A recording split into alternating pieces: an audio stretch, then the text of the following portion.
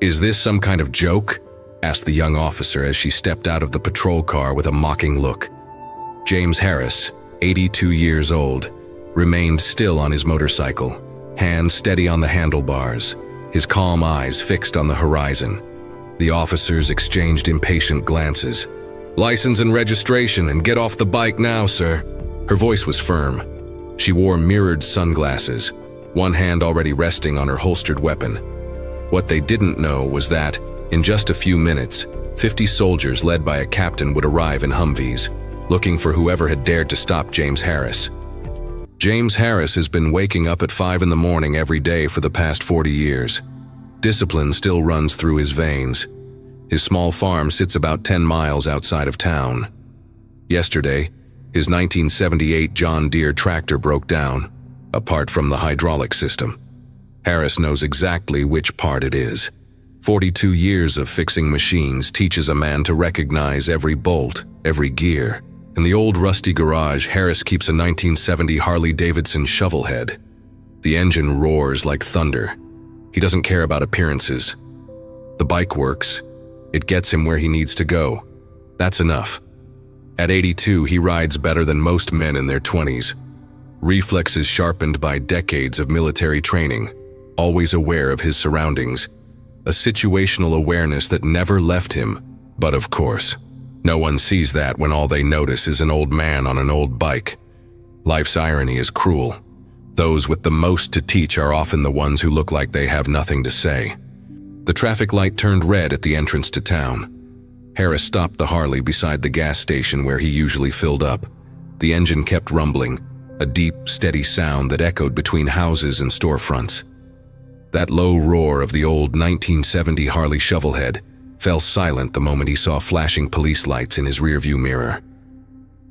Officer Ava Johnson walked toward the bike with long, confident strides. Mirrored sunglasses, 28 years old. 3 years on the city patrol. "Is this a joke?" she said with a mocking tone as she stepped out of the cruiser. "Sir, shut off that junk right now." Harris didn't move, still sitting on the bike, hands steady on the handlebars, eyes calm, locked on the horizon. The officers exchanged impatient looks. "License and registration, and step off the motorcycle, now." Johnson's voice was firm, one hand already resting on her weapon. He handed over the documents without rushing, everything neatly organized inside a worn-out brown leather wallet. Johnson looked at the license with suspicion. 82 years old? Don't you think you're a little too old to be riding a motorcycle?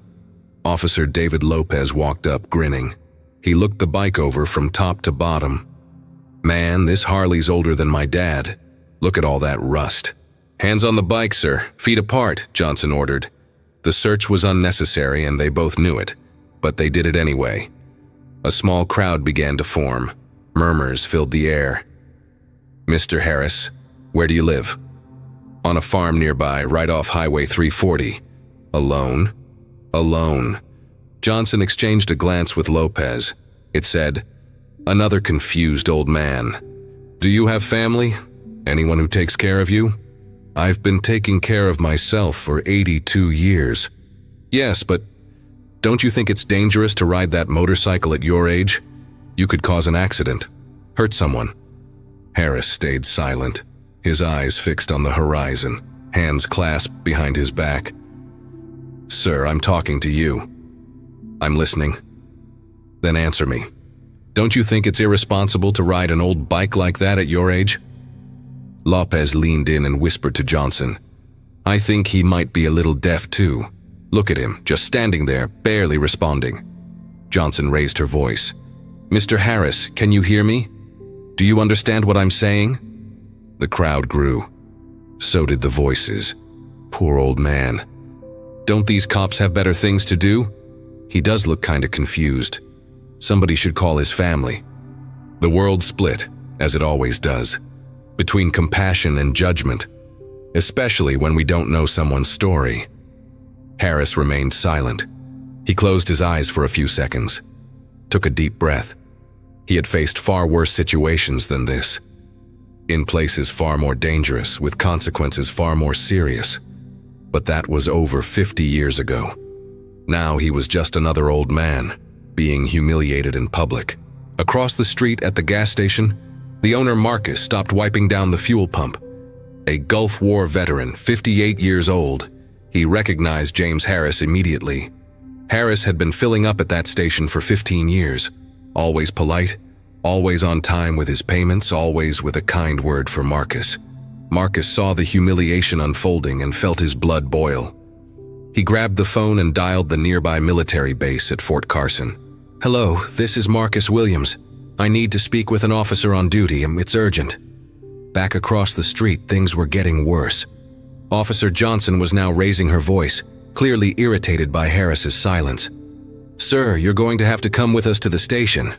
Harris finally spoke, his voice calm and low. "And what for?" "For inappropriate behavior and failure to properly respond to a law enforcement officer." She paused, then added, "Also, you need a medical evaluation before even thinking about riding that motorcycle again." Harris looked at her with the same patience he'd once used to train hundreds of young soldiers. The same kind of patience he'd shown 18-year-old recruits who arrived at boot camp thinking they already knew everything about life. "Ava, let me try," said Lopez. "Mr. Harris, you understand our concern, right? A man your age, riding a bike like that, it could be dangerous." "For who?" "For you, for other drivers. I've been riding for 65 years, I've never caused an accident." "Yeah, but now it's different. Slower reflexes, impaired vision." Harris could have explained that his reflexes were tested 6 months ago during his annual medical check, that he exercises every day, that his coordination is better than most younger men's. He could have said all that, but he didn't need to prove anything to anyone. On the phone with the base, Marcus explained the situation. "We've got a fellow veteran being disrespected by local police, James Harris, 82 years old. I've known him for 15 years. He's an honest man being humiliated in public just for riding his bike." The officer on the other end of the line suddenly changed his tone. "Did you say James Harris? Hold on a second." A moment later, "Mr. Williams, keep your eyes on the situation. We're sending a unit right now. Do not let them do anything to Colonel Harris until we arrive." "Colonel, I can't give you details over the phone, but we'll be there in 15 minutes. The call ended. Marcus stepped closer to the road, his heart pounding. "Colonel." James had never mentioned his military rank. Across the street, the situation reached a whole new level of absurdity. Officer Johnson had now decided Harris needed to be taken in for a psychiatric evaluation. "Mr. Harris, I'm going to need you to get in the vehicle. We're going to the hospital for an evaluation." "I'm not going." "What do you mean you're not going? This isn't a request, it's an order." "Based on what law?" Johnson hesitated. "There's no law that allows someone to detain an elderly man just for riding an old motorcycle. No regulation that mandates a psych evaluation without reasonable cause." But now she was in too deep. People were filming. Backing down would mean admitting poor judgment. Elder protection law, behavior that puts his own safety at risk. Harris smiled for the first time. A small, almost invisible smile. The kind that comes from recognizing a well-crafted lie. He'd heard much more elaborate lies, from enemies far more dangerous. "Officer Johnson, may I ask you a question? How many years have you been in service?" Johnson didn't like the tone, or the question. "Mr. Harris, get in the vehicle now." "I'm not going." "Then I'll have to use force." Marcus, still watching from across the street, felt something stir inside him. Admiration. Whoever James Harris really was, the man had unbelievable courage. The crowd felt the tension rise. They knew something important was about to happen, and they were right. Far down the road, several vehicles began approaching fast. James Harris had no idea, but help was on the way. The sound came first, a deep roar of engines. 12 Humvees speeding around the bend, kicking up dust as they approached. The vehicles came to a halt in a semicircle around the scene.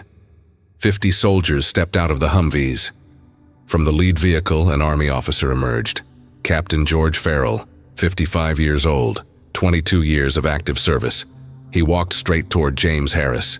completely ignoring the local officers. He stopped 3 meters away and snapped a salute. "Colonel Harris!" The word colonel hit the air like a grenade. Johnson and Lopez exchanged panicked glances. "Sir, we were informed there was some sort of misunderstanding here." Farrell turned to the officers for the first time, his eyes cut like a blade. Who dared to stop Colonel Harris? Johnson tried to recover control. "Officer Johnson, local police, we stopped this gentleman because—" "This gentleman?" Farrell's voice rose. All 50 soldiers took a synchronized step forward, an instinctive show of support for their commander. "Captain, I didn't know he was military. This man served 3 tours in Vietnam, carried out intelligence operations in the Gulf and Afghanistan, personally trained hundreds of U.S. Army officers, including myself. This man you stopped, he holds 2 bronze stars, 2 Purple Hearts with 4 oak leaf clusters, and a Distinguished Service Cross. Colonel Harris is considered a living legend in the United States Armed Forces. Soldiers from all over the country came to train under him." Farrell turned back to Johnson. "Officer, you disrespected a decorated war hero who gave 60 years of his life in service to your country." Lopez tried to step in. "We were just doing our job. Your job is to protect and serve, not to humiliate an old man in public." The shift in the crowd was immediate. Cell phones were still recording, but now with reverence, not ridicule. The comments had completely changed. "Poor guy. That was awful. That officer really crossed the line." Johnson stepped closer to Harris. "Sir, Colonel Harris, I'm sorry, I didn't know. Officer Johnson, may I offer you some advice?" "Yes, sir. Never judge someone by their appearance. You have no idea what battles they fought, what scars they carry inside." The lesson echoed, not just for Johnson, but for everyone watching and filming. Farrell approached. "Colonel, is there anything you need? An escort? Transportation?" "No, Captain, but thank you for coming." "Sir, we'll always be here. Always." Harris walked back to his Harley, started the engine. The 50 soldiers stood in formation, creating a corridor of honor as he rode away. 1 hour later, at the local police station, Sheriff Smith, 52 years old, 15 years in office, receives a call from the military base. "Sheriff Smith, Captain Farrell, Fort Carson. We need to talk about the incident this morning." "Captain, I'm already aware. I've spoken with Officers Johnson and Lopez. And what will be the procedure?" Smith hesitated. He'd known Ava Johnson for 5 years. A good officer. Dedicated. "Captain, may I be frank?" "Please." "My officers made a mistake in judgment, not a crime. Sheriff, let me be clear. Colonel Harris doesn't want revenge. He's not suing anyone. He doesn't want to ruin anyone's career. But we, as a military institution, cannot accept our veterans being treated this way." Smith understood the message. Political weight, institutional pressure, consequences that went far beyond a local precinct. "What do you suggest?" "A training program, developed in partnership with us. Your officers will visit our base to understand what it truly means to serve this country." "It'll be done, Captain." 1 week later, at the municipal precinct, Sheriff Smith gathered all the officers for an emergency meeting.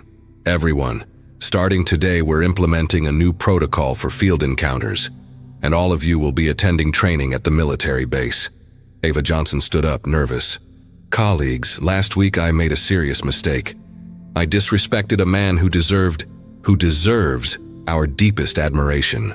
But I learned something more important than procedures and regulations. I learned about human dignity." She looked around at her fellow officers. "Every person we stop on the street carries a story.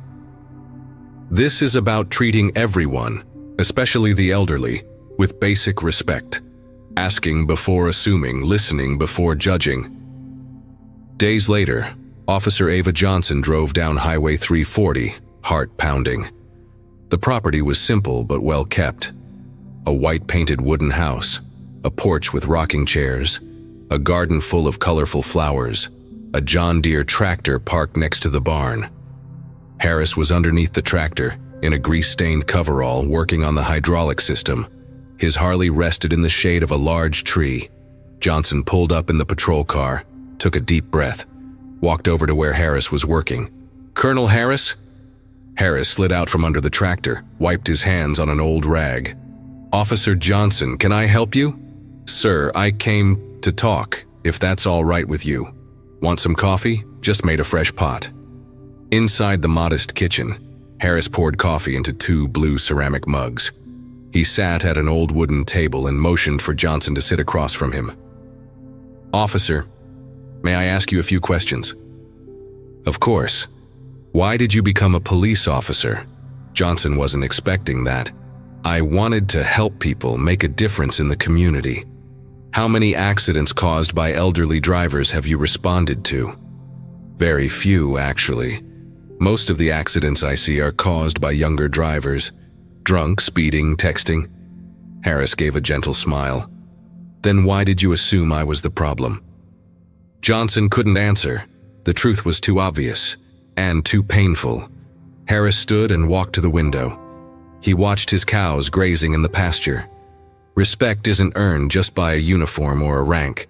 It's earned by how you treat others, no matter their age. She looked out the window at the motorcycle.